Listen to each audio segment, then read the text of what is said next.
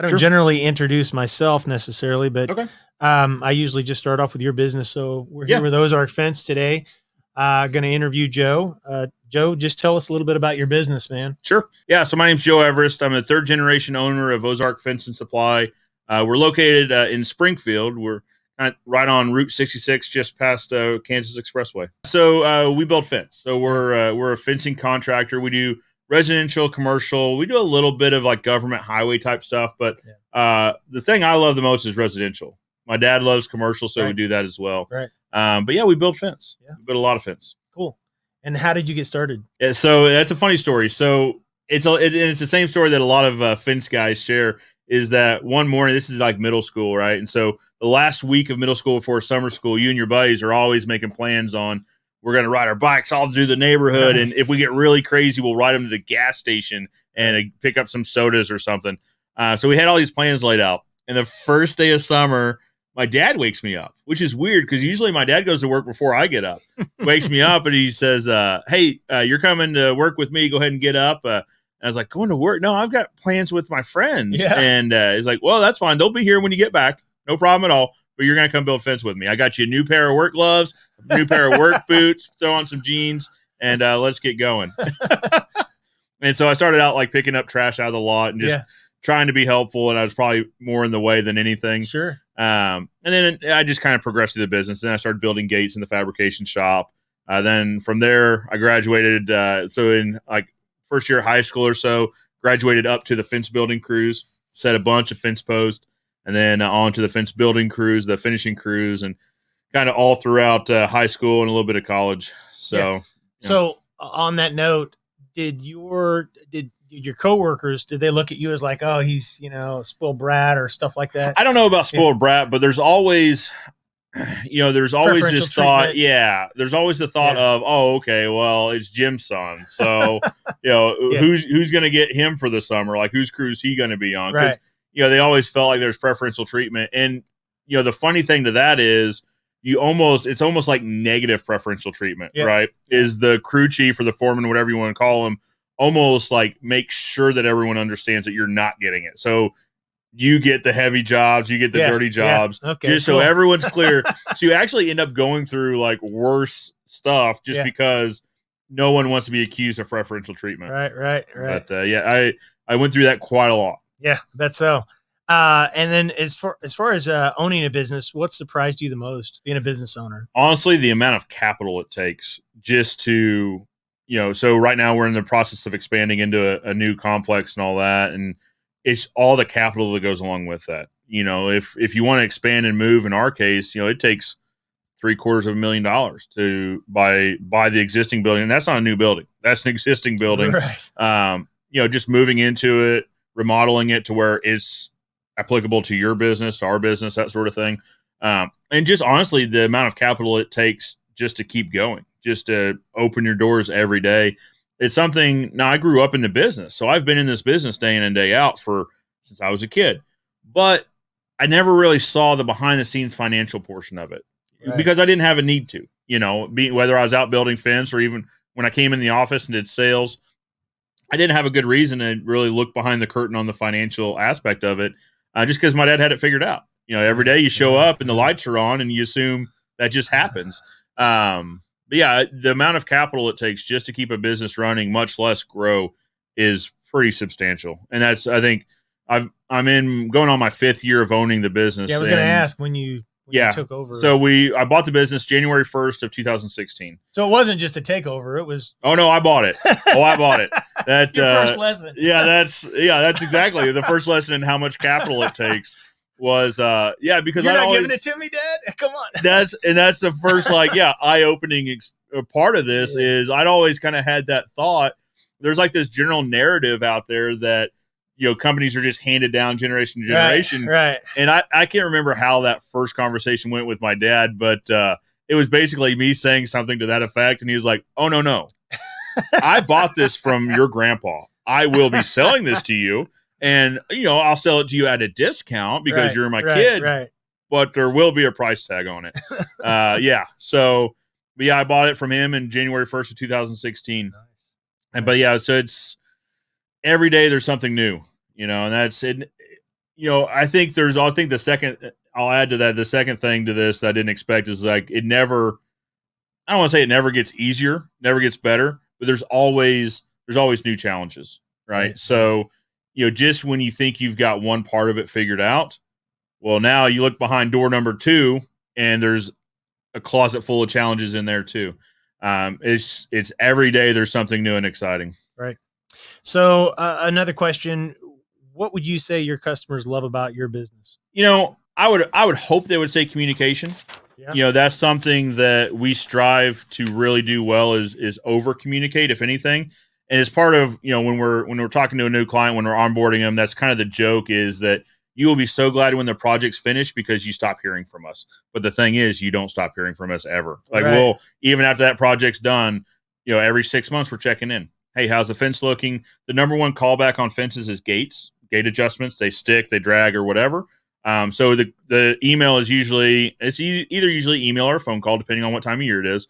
And it usually goes something to the effect of, how's your gates? How are your gates?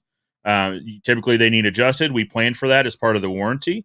But we just like to check in and see how everything's going, and then PS, are there any other projects that you know of or that you have, or of that, might be a good fit for? So I would hope it would be communication, because we try to over communicate. Communication will absolutely make or break a business, I feel like. Yeah. Frustration is the result of unmet expectations. I don't know who said that, but they were pretty smart, because it makes a lot of sense. For sure. That frustration comes from unmet expectations. And what we hope to do by over communicating is correctly set expectations. And so that we never get to the point of frustration, just because the customer knows, okay, here's what to expect in this next step. Here's what to expect after that. Like, here's what the whole process looks like moving forward. Here's my roadmap. And as long as we're checking in on these milestones, everyone's fine with the direction we're headed. Right. So on that note too, what do you think are maybe a couple things that oftentimes people that hire you, customers that hire you, they maybe didn't expect or wouldn't expect?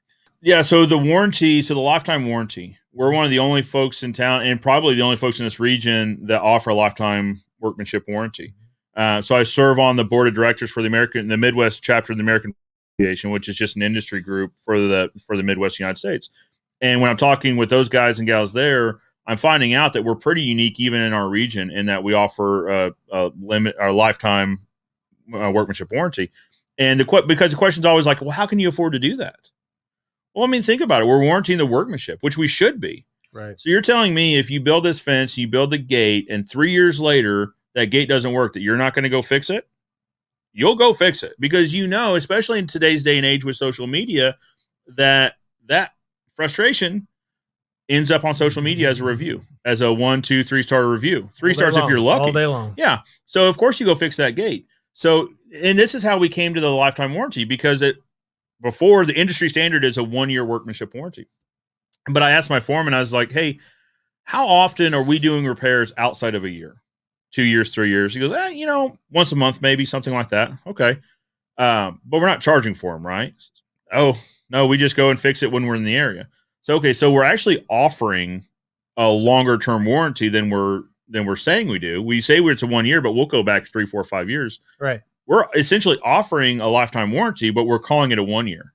So we transform that into a lifetime warranty, because honestly, that's what we were offering from the get-go. That's pretty unique to our area, is that limited lifetime warranty. And people almost seem surprised when we say there's no charge for it. Yeah. If you called me 5 years later and you say, hey, I've got this gate, it doesn't work.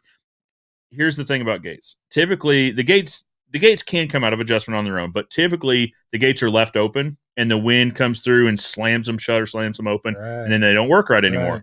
And so the call is usually, these gates just don't work. I don't know what's going on. It just won't shut anymore. Okay, no problem. We'll send the guys out. And then they go look at it. And we see the job notes, like the behind the scene job notes, and they're typically wind damage, adjustment associated with wind damage, but there's never a charge. We reach out to the customer. We got that adjusted for you, no problem. It took a little bit longer, but it's working just like it should. Our crew chief or foreman tested it, or we tested 10 times just to make sure that the once or twice wasn't a fluke. But if you get home, and because it's usually during the day and our clients are either at work or errands, that sort of thing. But when you get home, open and shut that gate. Let me know if you need anything else. And not every time, but a lot of times is, will I be getting an invoice for this? No, it's part of that. It's part of that warranty. Oh, Right. okay. Well, thank you. I really appreciate that Oh, because yeah. they knew like it wasn't a workmanship issue. It was I left it open and the wind slammed it. So there's always that pleasant surprise of because on our end it takes 15 minutes, Right. right? And from a business perspective, it makes all the sense in the world because now we're building up towards raving fans, Right. right? I mean, you hear that a lot in the business community. You want raving fans, you want cheerleaders. You don't get cheerleaders by nickeling and diming your customers. Right. Yep. Same thing for me. I have buyers come back to me and say, "Hey, what about this or this?" And you always do that thing for them because Yeah. Well, it's the right thing to do. bingo. The right thing is always the right thing, Mm-hmm. right? For sure. And too many times in general, in business in general, you see customer or companies that almost take advantage of that trust of their customers. Right. They say, well, they'll probably pay for it. But now I'm the guy that's charging to do what I should have been doing in the first place. Sure. The customer expects to get charged for it in some cases because they know, all right, this isn't a warranty issue. This is I left the gate open one night and it slammed. And I don't want to admit it. Right. But And we know it, and sometimes we'll bring it up. Hey, it looks like wind got a hold of this thing, which can happen. It happens all the time. Here's some steps to prevent that from happening. And the customer's expecting an invoice, and they don't get it. So now all of a sudden, we could have charged them $50 or $49.99, but we would have only got $50 of value out of that. Right. By not charging them, I fully believe that we get in excess of $50 of value out of that just from cheerleading. Absolutely. Because I mean, I'm sure you see it more than anybody in the Facebook groups and the community groups that say, "Hey, who do you know that does X?"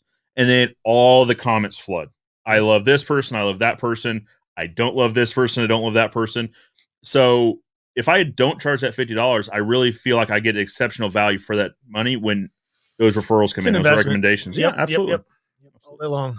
Okay, so let's talk a little bit about Republic. Yeah. Because you live in Republic, right? I do. Good. Yeah. We've lived in Republic, I want to say probably 8 or 9 years now. So we love the school system there. My oldest, my daughter, is now in 6th grade. So we moved into the district. I want to say either kindergarten or 1st grade. I'm probably not the greatest dad in the world for not knowing that, but yeah. So we moved to Republic because of the school district. We loved it, and you hear that story about other communities. I'm not saying Definitely. Republic is the only one, but we looked at it from several perspectives. One, great school district. Yep. 2, easy commute for me. So our office, Ozark Fence's office, is what you might call on the west side of town, or central to west. So Republic makes sense because for me, I can come in Sunshine to West Bypass to Chestnut and be at our office. Right. And it's pretty easy access. Easy. Being in Fence, we drive around a lot and we do a lot of proposals in a lot of different communities. And the thing I like about Republic is it's easy to get in and out of. You've got some, Sunshine obviously travels well, but you can also, take Republic Road, the west part of Republic Road, into Republic from like West Bypass. Yeah. That's usually my sneaky way of getting home. If it's 5 o'clock or 5:30 and I know traffic on Sunshine is going to be heavy, there's some back roads to get home. For sure. We live kind of over by the new high school. I say the new high school. It's been there for a while. It's over by the high school, so I can kind of take some back roads and sneak home. But that's another consideration for us is just it's easy to get in and out of, and in the estimates in driving around doing these fence estimates, you eat at a lot of places, you get fuel at a lot of places, you get a feel for the communities. And I liked that Republic had that small town feel still. It had all the feel of a larger community as far as amenities go, but still like in the interactions still smelled small town to me. Right. And so speaking about food, I mean, you're making me a little hungry. I'm like thinking, what time is it? It's getting close. It's getting close. So what's your favorite restaurant in Republic? Oh man. So or maybe a couple of them. Yeah. No, for me, it's Ease In. It's Ease In. So it's on the west side of Republic. It's on on the north side of 60 on the west part of Republic. I don't get there often enough. I really, now that we're talking about this, I need to go grab lunch there soon. But for me, it's Ease In. So it has that mom and pop feel, that super local restaurant. Yeah. They've got really great burgers. They grind steak into hamburger, and it's in the values there too.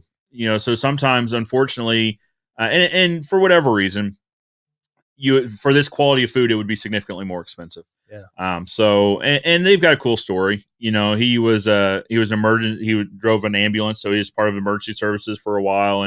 And you see the ambulance parked up there. It's cool. A neat feel. Cool. Yeah. I'll have to put him on my list. Absolutely. Other than that, I've got One other interesting question. So I know that your daughter's how old? Yeah, so she's 13. And you got I've got a son that's 3, 3. and then we have another one that's any day now. We were actually at the hospital last night till like 1 a.m. because we thought last night was the one. Yeah. So we did the whole. She called into the doctor, and the doctor called her back. Said, "Well, yeah, you ought to come in." And we spent a solid 5 hours there to be sent home. Yeah. But anyway, yeah. So we've got another one that's any day. So, do you have that moment where you bring him on the show? Or any inkling to do that? So or you just keep him out of the limelight? No. So I haven't yet, but only because it hasn't felt natural. Sure. So I've got a YouTube channel that's specifically like Joe Everest, the fence expert. That doesn't feel natural to try to bring my kids in on that because they're not involved in the fencing business yet. Yeah. I've got another channel that's sports cards called Pinnacle Finds. And that one is specifically about building a baseball collection or a sports cards collection for my son. Yeah. Now he's 3. So he would be all over the studio. Like you can't keep that kid strapped down yet. But yeah, I fully intend get a seatbelt on there and strap him down. That's right. Car seat, put the car seat in. Yeah. But I do. Yeah, I fully intend on bringing him in. Yeah. There's an interesting conversation out there when we're talking about YouTube content creators on if you bring children into the conversation, because they don't fully understand it. Right. So even my 13-year-old, she's like everyone else. She wants a YouTube channel where she plays with toys or something like that. And that's fine. Like I can help her build that dream if she wants to. The problem is I don't think kids fully understand that this is going worldwide. So on the Fence channel and the Fence Expert channel is 12,000 subscribers. It's not a big channel, but every week when we do a live, we've got folks like this week. We've got a guy from London. We had a few folks from Australia, New Zealand, which that's a wild thought when you're thinking about those time zones. Oh yeah. And then across the United States too. Yeah. And so when you start thinking about privacy, when you start thinking about there's a lot of question marks out there that the kids don't fully understand. Right. So do me and my wife talk about it? Yeah, we talked about it. And our thought is, we kind of lay out the expectations of the channel. Sure. We try to make them understand or try to explain to them, hey, and this lives forever. This isn't something that goes away. Yeah. The thing about the internet is it lasts forever. Something that Gary said, I don't know how many times I've heard him say that. It's like, your grandparents or your great grandparents, all you have is pictures of them. You have nothing else. Right. But moving forward, our kids are going to be able to go back and look and, and our great grandkids and so on and so forth. They're going to be able to go back and look and say, hey, here's my great great grandpa, Joe Everest. Yeah. And this is what he was like. So they get a better feel for what they were like. And I'm totally stoked for that. Yeah, I'm totally excited about that. I know. That's pretty cool. Maybe a little scary. Like, oh, well, it is and it isn't, because I have a lot of great memories with my grandpa that I personally built with him. And that's all I have. Right. There's not a lot of video of my granddad where that I could show my son. I mean, my son was, a few months old when my granddad passed. Yeah. So he'll never know my granddad the way I knew my granddad. So, but if there was video of my granddad now, so he as a 15-year-old served on a Coast Guard cutter blowing up mines on a minesweeper because his brother said he didn't have a birth certificate because he was born out in the woods. So his brother, one of his older brothers, signed for him at the recruiting office that he was 18, and they put him on. Now, he said, I think when he signed up, he was 14. By the time he got on a boat, he was 15. Now, you look at any 15-year-olds around here and tell me you think they're 18. I think everyone with a wink and a nod understood that he was 15. But now all of a sudden, you got a kid on a minesweeper off the coast of Alaska blowing up mines left over from the war. Right. That's crazy. Yeah. How interesting would it be if we had a video similar to this where I could show my son, he could show his son that incredible story, right? That from the source, from my granddad. Now, I will tell that story till I die. Yeah. But now it's one step removed, right? So it has a little bit less feeling to it than if he were to tell that story. And he gets choked up, talking about that story in certain points that I didn't experience it, so I don't have that inflection. It would be amazing to have a video of him talking about that. Absolutely. So I'm really excited. So when we're talking about the Pinnacle Finds, the channel about me building sports cards, the reason is, so I'm building this collection for my son. How cool would it be if I pull out, some crazy car, like an awesome Albert Pujols and a refractor, and it's this crazy card that then 10 years later, me and him are looking at that, and I go, oh, you know what? I opened this on that channel. Let's go back and find that video, play it back, and you can watch me open up that card. Yeah. I think that's cool. Yeah, that is cool. That is cool. And he can show his kids, I mean, that not that this one card is going to be that crazy, but maybe it is. Right. I mean, we open up Pokemon on the channel, and you see guys that are opening up original pack of Pokemon that are hundreds of thousands of dollars. My son is a big fan of Pokemon cards. Yeah, absolutely. So how cool would it be if you could go back and watch people open the original Pokemon trading card game boxes? Like, I think that would be nuts. Yeah. And so that's what we're trying to do, is just document all of this, what's going on, so that future generations and other folks can experience that with us. Right. And it lets us be, I like what you're doing here, because it lets you be a service to the community, be a resource to the community without them ever having met you in person. Right. So it's you being, I know you, Dustin, I know how helpful you are. It lets you be that helpful at scale. It lets you do that in a scale that you wouldn't normally be possible. For sure. And so I think this in general, this concept of documenting and putting it out into the world, I love it a lot. So let's talk a little bit about what you're passionate about. Sure. Besides the baseball cards and fencing. Yeah, I mean, maybe that's it, but I mean. No. So, yeah. What's your biggest passion? My biggest passion is taking care of kids. I mean, that's it. And you can use all the cliched saying, kids are the future, and kids are our future, that sort of thing, right, which is true. It is 100% accurate. I'm passionate about, leaving to our next generations, better than we had. Right. And because that's what you want as a parent, is you want to give your children better than you had. But I like doing that at a larger scale. I do that for my family, sure, but I want to do that for other families that might not have that opportunity for whatever reason. So I'm really big into the Sertoma, and you are as well. Absolutely. I love the Sertoma group, because Springfield Sertoma specifically is the group I'm in, but Sertoma in general, their overall mission is hearing health. But our mission locally is specifically with children's organizations, whether it's, Boys and Girls Club, whether it's community, community diaper bank, or Diaper Bank of the Ozarks. I'm sorry. Right. Community Partnership of the Ozarks. We love working with them, because they in turn work with a multitude of area organizations. But when you look at the overall what it looks like, it's children's charities. It's taking care of the kids. Cool. Because it absolutely is true that they are our future. So if we bring up a generation of humans that had more resources than we had, that had more opportunity that we had, I think we're better for it. And I think we've left our communities better than what we found them. Ultimately that serves everyone. I do it from a feeling standpoint. It makes me feel great. But you can also justify it from, a business standpoint, that by building your community, by building up your community, a rising tide lifts all ships sort of thing. Well, now all of a sudden you're doing business in a better community. Right. Sure. And it also feels good because it's helping the community that's helped us. So we've been doing fence since 1955. Our community has really been there for us and allowed us to serve them. So we should in turn serve our community. Right. I feel like give back. Yeah, absolutely. And it works in so many different ways. Absolutely. Yep. So tell me, we'll take it a little different direction now. Sure. Let's talk about COVID. It's kind of been something that none of us expected. Well, maybe we kind of did, thought, maybe something will happen, but either way it happened. So how for your business, how have you guys pivoted, or what have you done to kind of modify and maybe improve your business? Yeah. I think you're right. And that by surprise. I mean, there are all the warnings out there, right. I mean, I remember back to, we were actually on the radio station that we advertise with takes its advertisers on a trip once a year. And so we're on this trip, we're in Mexico. And when we started hearing kind of rumblings about this, about, this thing in China, and this would have been in February. Okay. This would have been probably early to mid-February. Yeah. And you started hearing rumblings about this. And I remember, so one family didn't go on this trip because they had been reading about what was going on abroad, and were kind of, they were afraid that if we went out, we wouldn't be able to come back. Right. Now, like I said, this was early February. So this was pre all of that conversation actually happening in the United States. That really started happening, in my experience, in March, and probably early March.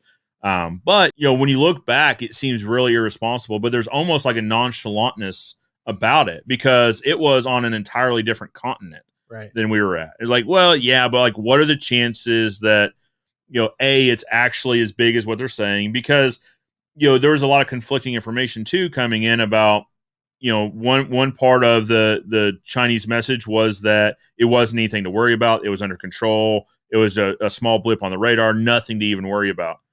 But then you had others like in the CDC and WHO that were like, whoa, no, it is. It actually is something to worry about. Right. And so you had like this conflicting information. And I don't know if it's human nature or what, but I think there's almost this tendency to go with the better news, right? To go, well, yeah, but the people like boots on the ground in the country are saying it's not really crazy. We don't need to worry about it. They've got it under control. And then, of course, fast forward and here we are today, and it's a very big deal. Right. Unfortunately, I think a lot of businesses had that same nonchalantness. Were we hearing that, you need to take precautions? Yes.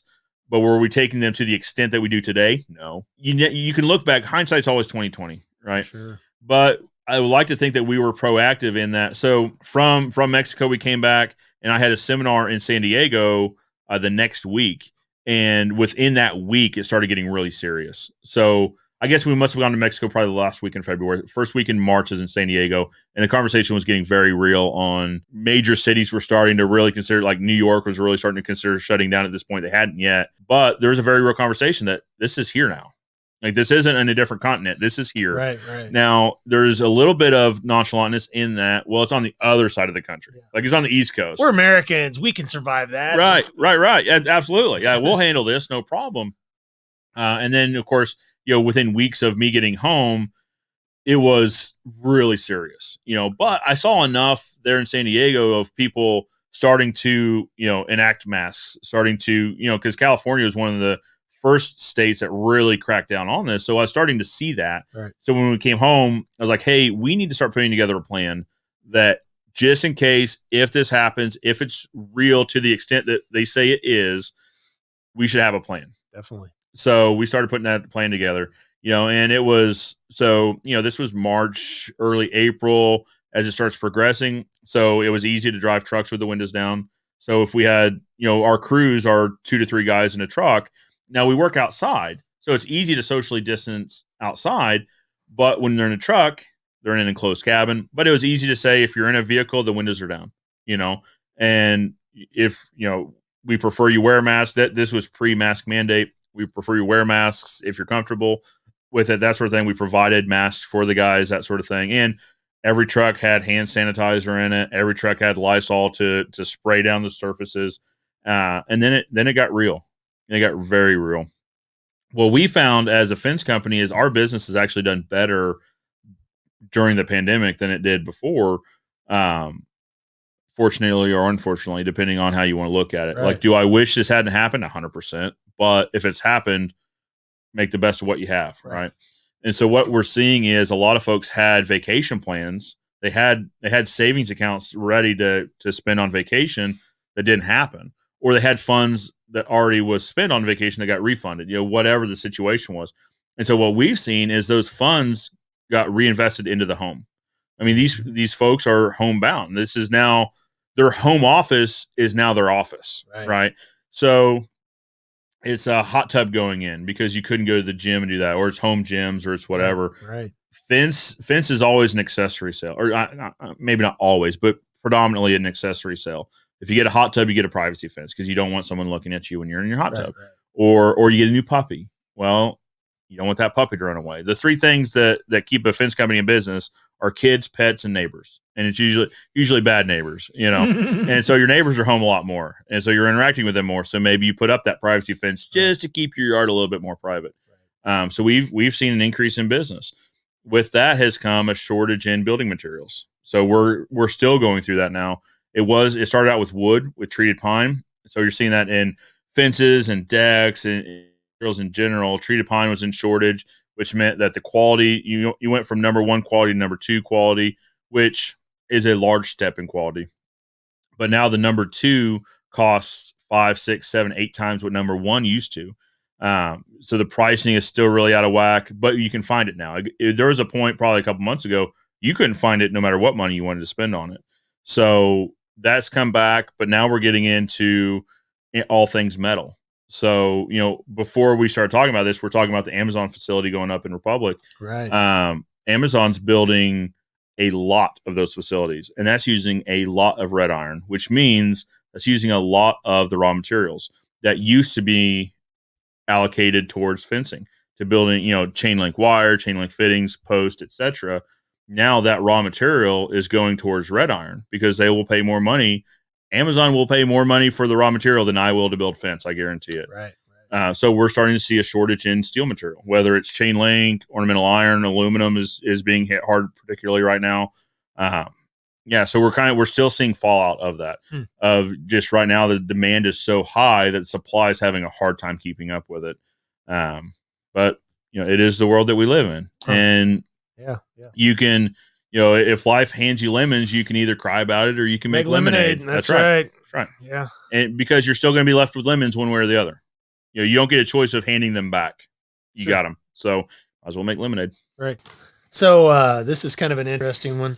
Who from your childhood had the biggest impact on you? And what did that person teach you?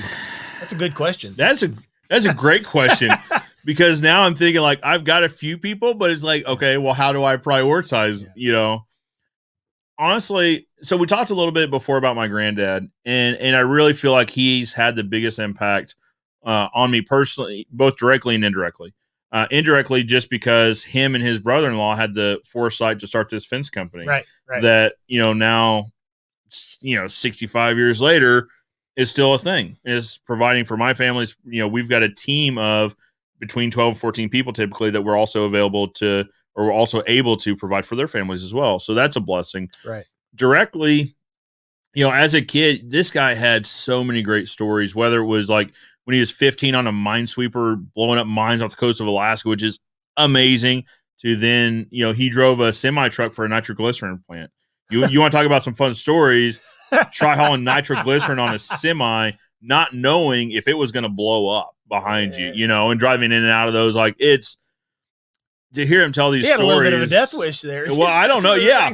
He had a way of getting himself in some predicaments. Like, let's find the most dangerous job and let's go do that. Well, but the core story there was always about providing, was because those were the jobs that paid the best for the situation he was in at the time. Sure. Could he have driven a semi hauling, toilet paper? Probably, but nitroglycerin paid better. So he did that. And he hauled other things throughout his life and all that.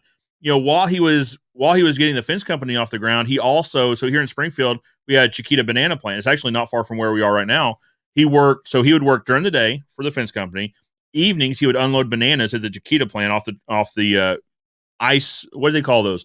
Ice cars, because this is pre-refrigerated train cars. So he would load them up with ice and put bananas. Anyway, he'd do that. And then a lot of times overnight, he would work at a lumber plant here in town, unloading train cars again full of lumber. And then so he would work at the fence company. He would come home for a brief dinner. He would eat real quick and then go to Chiquita. Sometimes he would come home. Sometimes he would just go directly to the lumber mill, work there. I don't know when he slept. And this is not only like his retelling of these events, but unfortunately we lost him a few years ago at his, funeral and all that. When we're talking with family, the family retell is like a very similar story. So this isn't like a singular point of view. We're like, oh, I worked all the time. No, this was like his kids saying we never saw him because he worked. We saw him when he ate for a brief few minutes, and the other times he was home, he was sleeping, and then he was back to work again.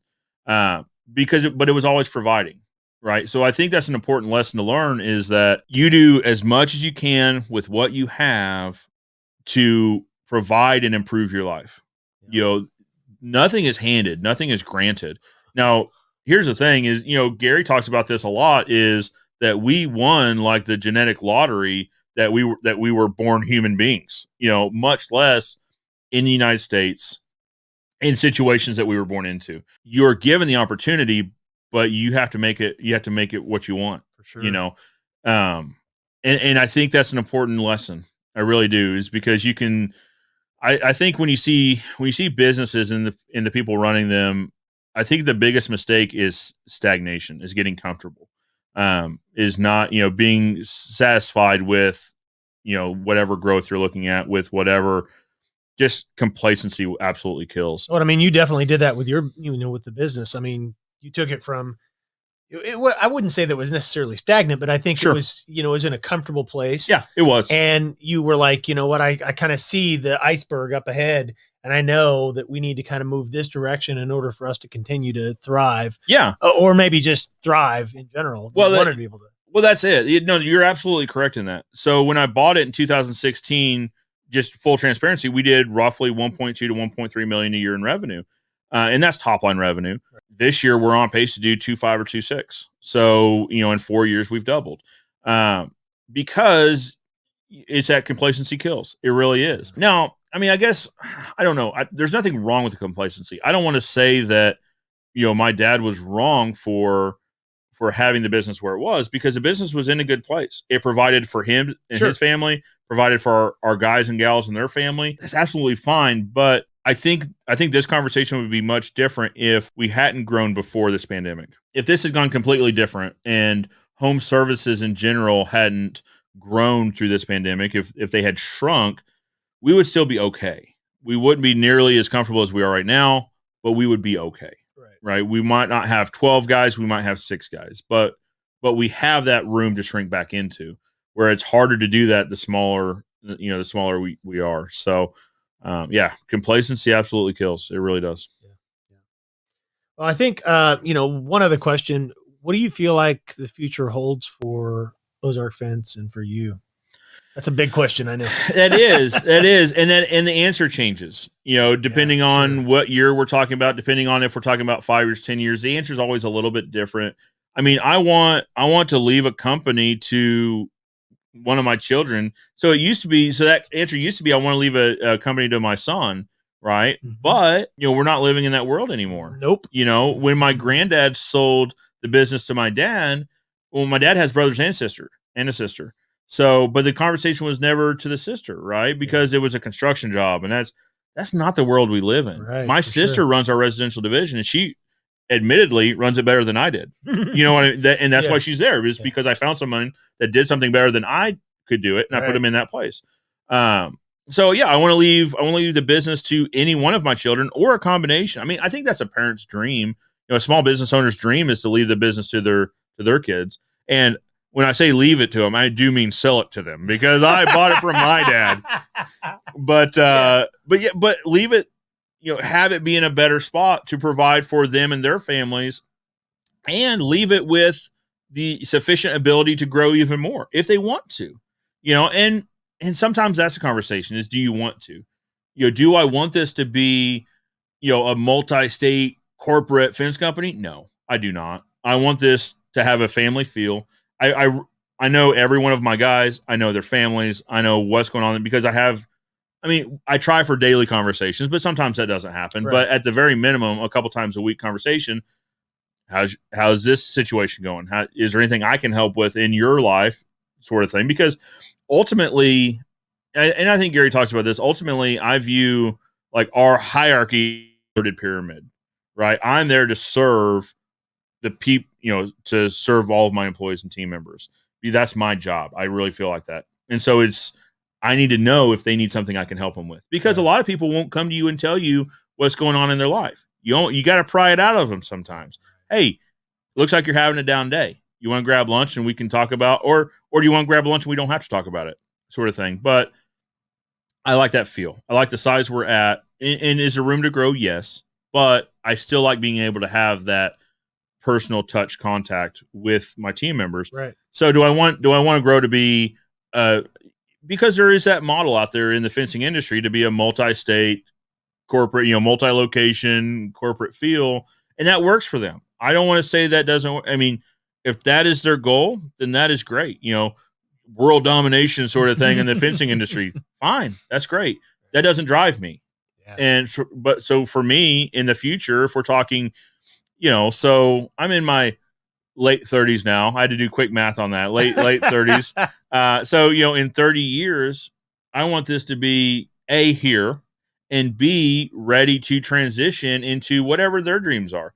I give my dad so much credit for letting me chase my dreams within the fence company, even before I bought it. He gave me a lot of leeway to try new things. For me, it was Facebook. So it was me playing on Facebook before it was really a thing. Facebook then is kind of like TikTok now, where it's like, oh, that's fun. That's something the kids play on.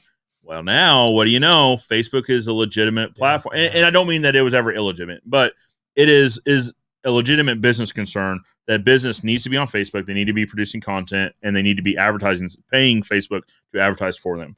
But my dad had the foresight to let me play with that for a little bit. Right. And it wasn't crazy. It was like $50 a month or something like that on paid advertising, like go play with it. But he had the foresight to let me play with it. Right. And I hope that I'm in that place with my kids, that as I bring them on, maybe my daughter wants to start whatever the next, whether it's TikTok or whether it's, Porch or I was going to whatever. say, are you on TikTok yet? I'm not because that's not that I haven't found a way to make that click in my mind to make it applicable to our business. So for a fence company, our target demographic is typically females, 35 to 55. It's kind of our wheelhouse. Do you watch TikTok though? Yeah. I consume it. So I understand where this conversation is going. There are women on there. I mean, there definitely are. I know. And so should I be? You should. Probably. I know. I get stuck in my own head too, because I'm like, man, I can't do what some of these people on there are doing, dancing or doing it. Sure. And the thing is you don't have to. No, absolutely not. So my mentor on the YouTube side is a gentleman named Roger Wakefield. He's an incredible guy. You should absolutely go just see the amount of content he puts out and the types of content. He's on TikTok now. So, and he doesn't do the dances per se. Right. But what's funny, but he always catches on with the funny ones, right? So he does like the new boot goofing when he gets a new pair of work boots. And what's funny is he has this huge pipe wrench. Like, it's comically huge. And it's in all his videos. He's always got it slung over his shoulder while he's doing his new boot goofing. And so actually I just contradicted myself completely when I was like, my dad had the foresight to let me play with Facebook back when it's TikTok, but now I wouldn't do TikTok. Wait a minute. You just said, yeah, I get it. Yeah. I will add that. I will add that to the list. You should. But yeah, and there's always new platforms coming out. This platform was, until you had kind of introduced me to it and explained it to me, I had never heard of it. There's always these new platforms coming out. So, just having the foresight to play around with them a little bit, get to know them. I mean, and there's also ones that fail, but you don't know about it till you do. Right. Periscope was a very real thing on video for a while, and now it's not a thing anymore. Who was it that knocked them out? Was it Instagram or was? I think Instagram bought Periscope, if I remember this correctly. Yeah, I don't know. I think so. Way over my. Yeah, and then I mean, it was probably Snapchat actually that maybe did Periscope in, because Snapchat really, and it still does, it really transformed the short form video, and it still does well. Don't get me wrong, but now TikTok is kind of taken over that spot, and you see it. So now YouTube is doing YouTube Shorts, so they're trying to get in on the 30 seconds or less micro content. I see Instagram doing some too. I mean, yeah, right. They definitely do. It's all in and I'm like, well, I've seen that on TikTok. So you're just copying you're taking the same concept and just applying it to and putting a little twist platform, on it. Putting a little twist on it. Now, I think the YouTube version, I think Shorts will do incredibly well because Google owns YouTube and Google has the money to make it work. They can fund this thing. It could be unprofitable for the next 10 years. And as long as they want to do it, they'll keep doing it. Whereas a lot of these other platforms really don't have that much runway to make it work. I mean, we're messing around with the Shorts a little bit on YouTube, but if you're doing Shorts on YouTube, you can do TikTok, right? So we need to be better about doing cross-platform, I guess. Definitely should, man. Yeah. All right. Well, cool. Thanks for having me. And I guess I appreciate you having me on. Fun. Absolutely. It's fun. Good time.